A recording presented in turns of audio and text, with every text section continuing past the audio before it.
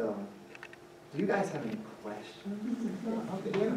Just curious about corporate sponsorship for this particular one, and in relation to that, how close are you to a break-even situation? You can discuss that a little bit. Okay, I know the corporate sponsorship thing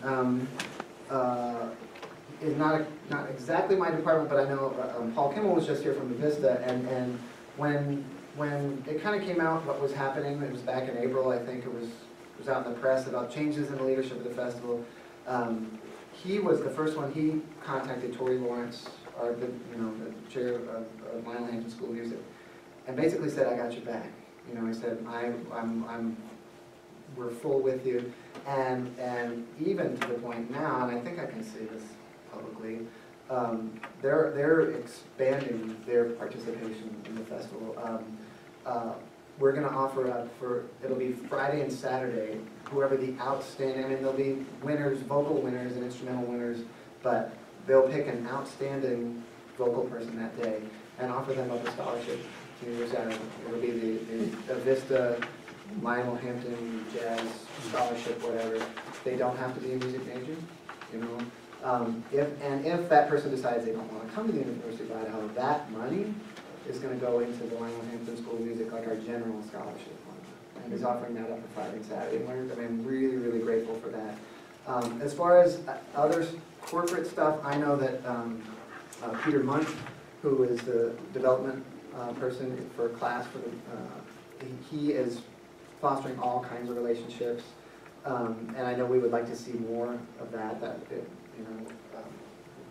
always helps.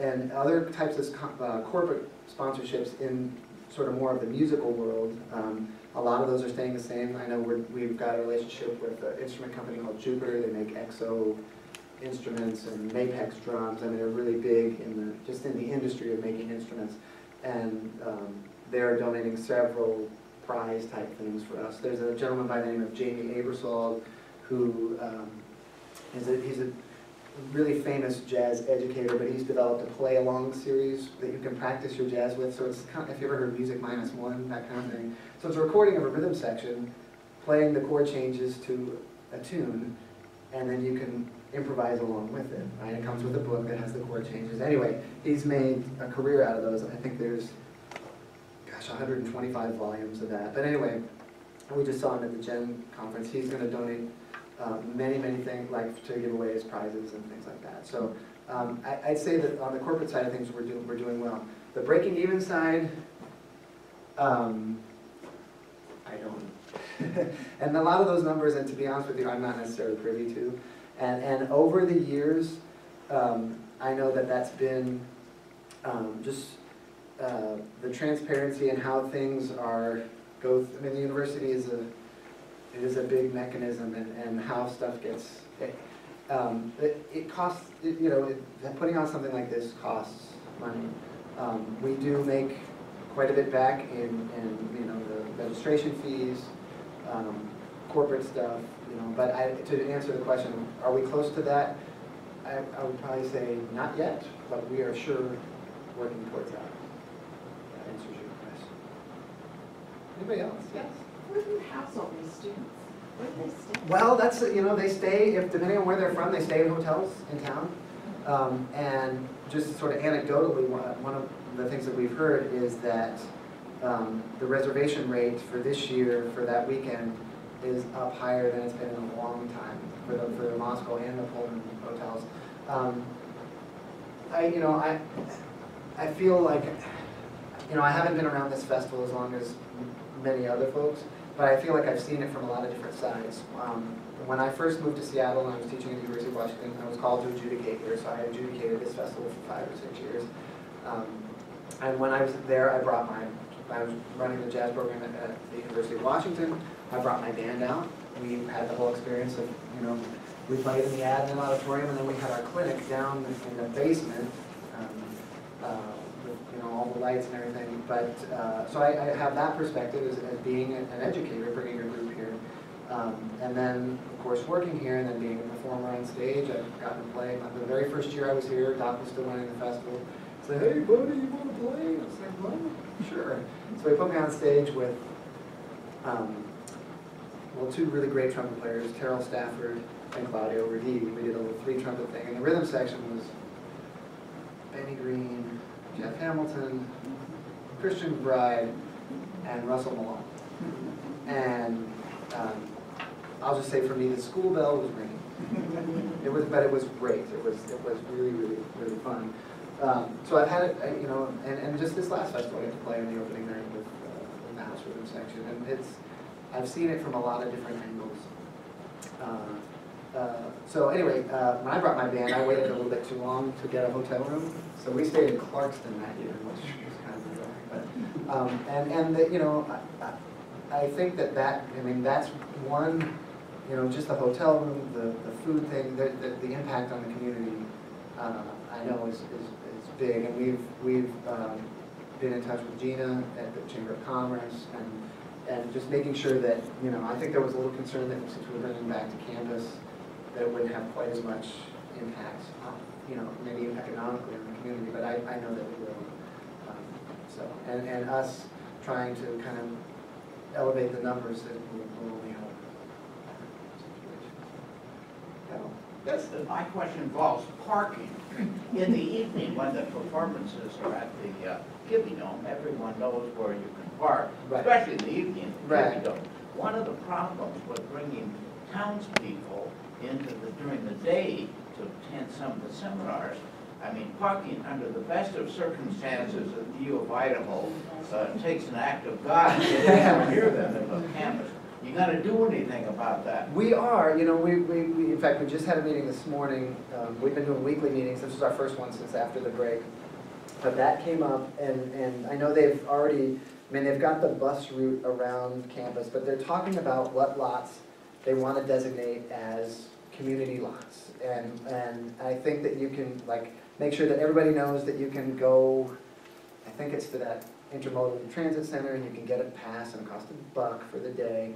But in these certain lots, we're going to park, and then what we're going to do, we're going to run that vandal trolley from those lots. I think it'll go every 15 minutes. So you can park in one of those lots, get on the trolley, come onto campus, go to whatever clinic or workshop you want to. It's definitely an issue that we've heard before, and that we're trying to address and want to make it. It'd be great if we just you can park anywhere, but I think it's not going to be like that, because the university is still running and classes are still in session, and that's a discussion we've had too. Some people say, well, why don't you just hold this during spring break, and then the campus will be empty? And our answer to that is a lot of times students in public schools, their spring break might line up, so that's not going to work for them. I think it's important to have students on here and seeing a vibrant, active campus with, and it's important for those prospective students. It's important for our students to see that, the university is hosting this really important cultural event, and them seeing, and just maybe, understanding a little bit more about jazz and the nature and the history of the music, and how, yes, there might be some types of jazz that you listen to and go, I don't really like that. But I bet if they keep looking, and jazz is a big word, it's a lot, it encompasses lots and lots of different styles. I don't know why I got off on that, but anyway, parking, we are definitely trying to address that. Might there be an opportunity for the Intermodal Transit Center to partner with the ticket sellers for the festival, so that it would streamline that? Because going to the ITC, it can be problematic for out-of-towners or people who just aren't familiar with the campus. Right. But that's not my question. My question, we're accustomed to hearing just glowing accolades from students and teachers who bring the students to this campus for the festival. But is there a concerted effort to solicit that feedback from the musicians? Because anecdotally, I've had so many conversations with those musicians over the years, and they tell me how meaningful it is for them to interact with students, maybe at Lapway or maybe at Potlatch or something like that. The interaction among professional musicians and these up-and-coming kids who are just exposed to world-class opportunities through this festival, I think it'd be great to document it in some fashion. I agree. I know that we are constantly soliciting feedback from the educators. What can we do to make your experience better? To the point, I haven't done it for a couple of years, but for every clinic, they had little feedback forms for, and we got lots of interesting takes. But as far as like from the musicians themselves, I think you're right. That would be great to get their feedback. I mean, I've had the same conversations with especially a lot of them who are primarily out there touring. And I'll be honest, making a living as a jazz musician, even when you're really good, it's hard. It's a lot of hustle. It's a lot of traveling. I have many, many friends who live in New York and who are just trying to play, and a lot of them, I mean, they're successful, but they're not playing a lot of jazz. They're playing Broadway shows, they're playing in, wedding bands and things like that, But the ones who are like really the diehard jazz musicians who live in New York, a lot of times they're not working in New York. They're making their living flying all over the place and doing lots of things involving schools. But I think here, especially getting out into the public schools, that's not something that they necessarily do very often. So it would be great to get that somehow. I have to figure out how we would do that, whether it would be some sort of like little video exit interview or something like that. I think we have time for one last question, if there is one. A quick question. Okay. I'm looking down for the future. The University of Idaho is planning on putting a new pavilion next to the Kibbie Dome, I think on the north side there, which will hold what, 4,000 to 5,000. Will that be used for performances too? I don't know the answer to that question. I know at first when that was sort of being pitched, it was like a multi-purpose kind of thing. I've seen some pictures on the website for it showing shots from the Jazz Festival. I don't know what they're necessarily thinking in terms of that. That sort of remains to be seen. I'm not sure. And I could, maybe when the camera's off, we can talk a little more. No, I don't actually know. I mean, it would be great. I know that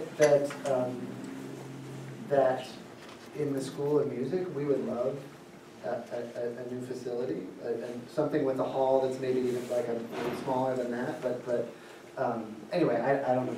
I'm not exactly sure. So. Well, I think Professor Seelert has brought some materials Oh, that yeah. you could pick up over there, and it probably tells you where you can get your tickets, Yes, right? it does. I'm sorry, I totally forgot.